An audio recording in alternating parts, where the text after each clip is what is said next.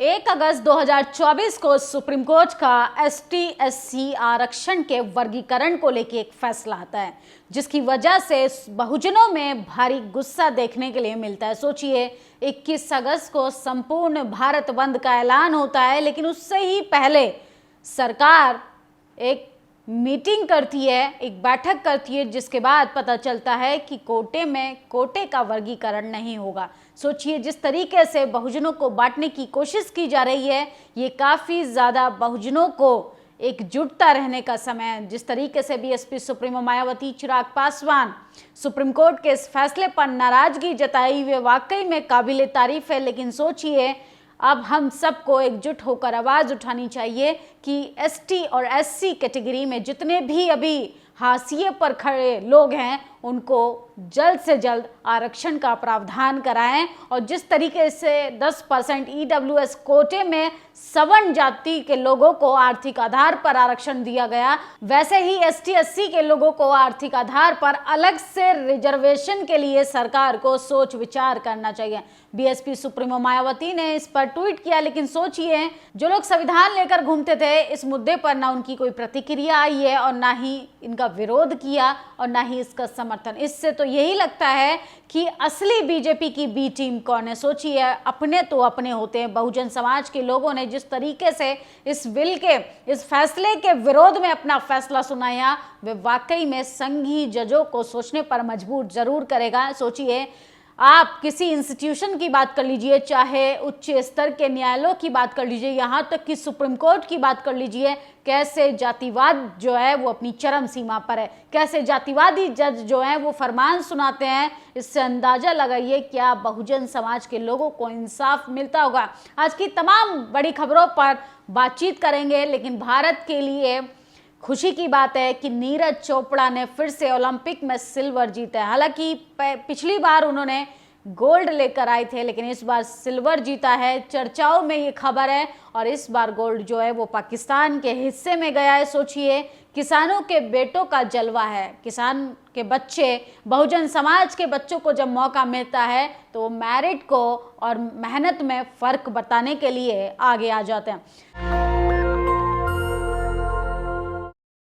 BSP supremo Mayawati ने tweet किया है, माननीय प्रधानमंत्री जी द्वारा आज उनसे भेंट करने गए।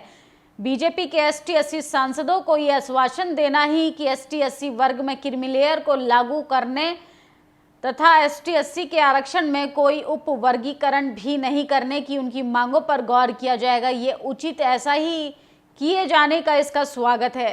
किंतु अच्छा होता कि माननीय सुप्रीम कोर्ट की संविधान पीठ की समक्ष बैठक में केंद्र सरकार की तरफ से अटॉर्नी जनरल द्वारा आरक्षण को लेकर ST/SC में क्रीमी लेयर लागू करना तथा इसका उप वर्गीकरण किए जाने के पक्ष में दलील नहीं रखी गई होती तो शायद ये निर्णय नहीं आता। सुप्रीम कोर्ट के 1 अगस्त 2024 के इस निर्णय पर संशोधन के जरिए ST/SC वर्ग का जो उप वर्गीकरण क्रीमी लेयर को लागू करने का था, वो कहीं ना कहीं अभी भी एक तरीके से सरकार के द्वारा जुमला है। तो इसको 9वीं अनुसूची में डालना चाहिए। जो जातिगत स्तर पर रिजर्वेशन है, उसके साथ कोई छेड़छाड़ ना की जाए। तो तमाम बहुजन समाज की जीत है। और आज मनोज सिसोदिया की 17 महीने बाद जमानत हो गई है। सोचिए, किस तरीके से विपक्षी नेताओं को डराने की कोशिश की गई। 17 महीने बाद मनोज सिसोदिया जेल से बाहर। आम आदमी पार्टी के अंदर खुशी की लहर है। और चंद्रशेखर आज़ाद ने आज संविधान में गुज्जर रेजिमेंट की मांग की। सोचिए, अपने तो अपने होते हैं। अपने हक अधिकारों के लिए लगातार बहुजन समाज से आने वाले चंद्रशेखर आज़ाद, राजकुमार राव, तमाम बहुजन नेता जो हैं वो संसद के अंदर दहाड़ रहे हैं। यही चीज़ शायद मनुवादी जजों को खलने लगी है। आज संसद भवन में भीम आर्मी चीफ चंद्रशेखर ने गुज्जर रेजिमेंट की मांग उठाई। 1857 के जनक धन सिंह कोतवाल गुज्जर को याद किया। ऐसे में हमारे गुज्जर नेताओं को भी मांग करनी चाहिए। सोचिए, एक तरफ आपको बंटवाने की कोशिश हो रही है, वहीं बहुजन नेता आपके हक अधिकारों की बात करें। पिछले 100 साल की दुनिया की महंगी और अश्लील शादी के दौरान ही रिलायंस के 42,000 लोगों को नौकरी से निकाल दिया। जियो का डाटा महंगा कर दिया गया। इससे भारतीय पूंजीवाद बिजनेसमैन की इमेज को गहरा धक्का लगा। इतना नुकसान कर पाना किसी मार्क्स लेनिन या माओ के लिए भी संभव ना था। तो खुश हो जाइए, भारतीयों की नौकरी जा रही है, डेटा महंगा हो गया है, आपकी प्लेट का खाना महंगा हो गया है, लेकिन आप इन तमाम मुद्दों पर बात मत कीजिए, बहस मत कीजिए। आप सरकार आपको जुमला दे रही है और आप उस जुमले के साथ खुश हैं। मैंने बोला था ना, क्रीमी लेयर ST SC में नहीं लगेगा, तो कुछ जानकार ही बोला होगा। मेरी बातों को इतना यकीन तो होना चाहिए, नहीं लगेगा मतलब नहीं लगेगा। तो कोलोजियम से बने हुए जजों को दिलीप मंडल ने करारा जवाब दिया है और आज लोकसभा राज्यसभा के तमाम नेता जो हैं ST SC आरक्षण के वर्गीकरण पर प्रधानमंत्री जी के साथ बैठक की, जिसमें प्रधानमंत्री ने आश्वासन दिया कि जातिगत आरक्षण का कोई बंटवारा नहीं होगा। ये तस्वीरें देखिए, ST SC आरक्षण में उपवर्गीकरण के खिलाफ बहुजन समाज ने 21 अगस्त को भारत बंद का ऐलान किया था। सरकार इस बार 2 अप्रैल 2018 वाली गलती नहीं दोहराना चाहती, इसलिए बीजेपी पहले ही आत्मसमर्पण करने जा रही है। नजर बनाए रखिएगा, ये ST SC के लिए जागरूक लोगों की ताकत है। दिल्ली स्टेट हेल्थ मिशन अंतर्गत भर्ती दंत चिकित्सा में 22 पदों में ST SC OBC का एक भी पद रिजर्व नहीं है। सोचिए किस तरीके से नौकरियों में बहुजन सीटों को खाली रखा जा रहा है, बहुजन बच्चों को NFS कर यूनिवर्सिटी से बाहर किया जा रहा है, लेकिन सरकार को बैठे जातिवादी मनुवादी लोगों को आरक्षण दिखता है। विश्व आदिवासी दिवस के मौके पर आज झारखंड आदिवासी महोत्सव मनाया जा रहा है। आज और कल 2 दिन सारे आदिवासी साथी कलाकार कार्यक्रम में भाग लेंगे और अपनी कला का प्रदर्शन पूरी दुनिया के सामने करेंगे।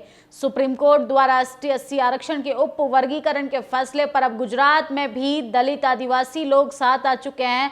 मैं समाज को जानता हूँ, वे देर से ही सही लेकिन जागता जरूर है। तो सोचिए, बिहार, राजस्थान, गुजरात, देश की राजधानी में तमाम जगह पर बहुजन समाज एकजुट हो रहा है और बहुजन समाज की यूनिटी की वजह से सरकार को आत्मसमर्पण करना पड़ा। ST OBC जजों को जाके कोई बताए कि उनको जो जज बनाया जा रहा है वो उनकी अपनी औकात की वजह से नहीं बनाया जा रहा, समाज आंदोलन कर रहा है इसलिए उनको जज बनाया जा रहा है, वरना उनकी औकात नहीं कोई उनको जज बना दे। समाज आंदोलन नहीं कर रहा था तब सुप्रीम कोर्ट में एक भी दलित नहीं था। माननीय सांसद भीम आर्मी चीफ, आप संसद में इसी तरह से इन जजों के खिलाफ अविश्वास प्रस्ताव लाएं। सुप्रीम कोर्ट में 7 जजों की एक संवैधानिक पीठ का गठन करके संविधान समस्त अपने क्षेत्र अधिकारों का उल्लंघन करते हुए आरक्षण विरोधी फैसला सुनाया है। तो आरक्षण को लेकर फिलहाल सरकार ने आत्मसमर्पण दिखाकर अपना फैसला सुनाया है, लेकिन तमाम लोग कोलोजियम सिस्टम पर सवाल खड़ा कर रहे हैं। सुप्रीम कोर्ट के जिन जजों ने ST SC सब क्लासिफिकेशन क्रीमी लेयर का जजमेंट दिया, उनको तुरंत इस्तीफा देना चाहिए। पार्लियामेंट उन जजों को हटाने की प्रक्रिया अब शुरू हो चुकी है। अब यह साबित हो गया है कि जजमेंट संविधान विरोधी ST SC विरोधी मानसिकता का दिया गया है। सोचिए किस तरीके से बहुजन एकजुट हो गया है, बहुजनों की जीत हुई है। बहुजनों की जीत के आगे भारतीय जनता पार्टी ने भी घुटने टेक दिए हैं। सोचिए, मिस्टर चंचूड़ जी को एक बार गंभीरता से इस फैसले पर पुनर्विचार करना चाहिए कि सब कुछ आर्थिक आधार पर नहीं होता, सामाजिक स्तर पर जातीय भेदभाव जो है उसको कैसे खत्म किया जाए, इस पर गंभीरता से सोचना चाहिए, इस पर अपने फैसले सुनाने चाहिए। और ये शंकराचार्य को देखिए, ये शंकराचार्य कहते हैं, जब एक पत्रकार ने इनसे पूछा क्या शूद्र संन्यास जीवन में आ सकता है, क्या वो सन्यासी बन सकता है, तो उन्होंने किस तरीके से विरोध करते हुए जाति सूचक शब्दों का इस्तेमाल किया और कहा शूद्र जन्म से शूद्र हैं, वो सन्यास बनने के लायक नहीं होते।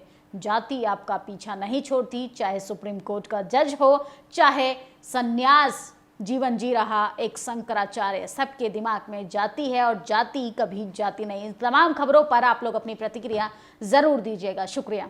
नेशनल दस्तक की आपसे गुजारिश है कि अगर इसको बचाना चाहते हैं तो नेशनल दस्तक को सब्सक्राइब करने के लिए रेड कलर के सब्सक्राइब बटन को दबाएं, फिर बेल आइकन की घंटी दबाएं। नेशनल दस्तक को बचाने के लिए बहुत जरूरी है कि हर खबर को शेयर करें, लाइक करें, कमेंट जरूर करें।